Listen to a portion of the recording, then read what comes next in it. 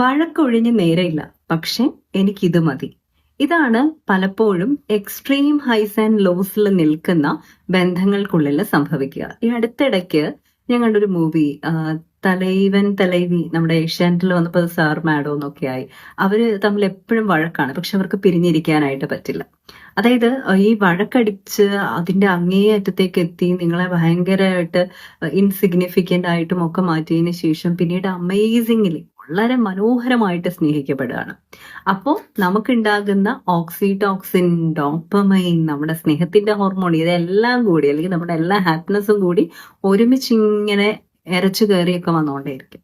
ഇതിനെ നമ്മൾ എന്തായിട്ടാ കാണുന്നത്? ഇതാണ് എൻ്റെ റിലേഷൻഷിപ്പ്, ഇതിനുള്ളിലാണ് എനിക്ക് നിൽക്കാൻ പറ്റുന്നത്. എക്സ്ട്രീം ഹൈസ് ആൻഡ് ലോസിനുള്ളിൽ ഒരു കെമിസ്ട്രി ഉണ്ട്. അത് പക്ഷെ നിങ്ങൾ പറയുന്ന റിലേഷൻഷിപ്പ് കെമിസ്ട്രി അല്ല, നിങ്ങളുടെ ശരീരത്തിലെ കെമിസ്ട്രിയെ സ്വാധീനിക്കുന്ന ഒന്നാണ് അത്. അതായത് നമുക്ക് വേണ്ടത്ര രീതിയിലൊന്നും അതിൽ നിന്ന് കിട്ടുന്നില്ലെങ്കിൽ പോലും ഒരു അഡിക്ഷനിലേക്ക് നമ്മളെ കൊണ്ടുപോകാൻ വേണ്ടിയിട്ടുള്ള ഇടയ്ക്കിടയ്ക്ക് ഉണ്ടാകുന്ന റഷ്, ഓക്സിറ്റോക്സിൻ, ഡോപ്പമൈൻ അല്ലേ? അപ്പോൾ അങ്ങനെയുള്ള കുറേ കാര്യങ്ങളൊക്കെ വരുമ്പോഴേക്കും നമ്മൾ എന്ത് വിചാരിക്കും, ഇത് ഭയങ്കര അടിപൊളിയായിട്ടുള്ള റിലേഷൻഷിപ്പ് ആണ് എന്നും. അപ്പോൾ വഴക്കൊഴിഞ്ഞ നേരമില്ല എന്നുണ്ടെങ്കിൽ അൺഹെൽത്തി ആയിട്ടുള്ള ആ വഴക്കിന്റെ പാറ്റേൺ നിങ്ങൾ അഡ്രസ് ചെയ്ത് തന്നെ പോകണം. സ്ലോലി ഒക്കെ നമുക്ക് റിവാർഡ് ഹോർമോൺ ഒക്കെ കിട്ടിയാൽ മതി.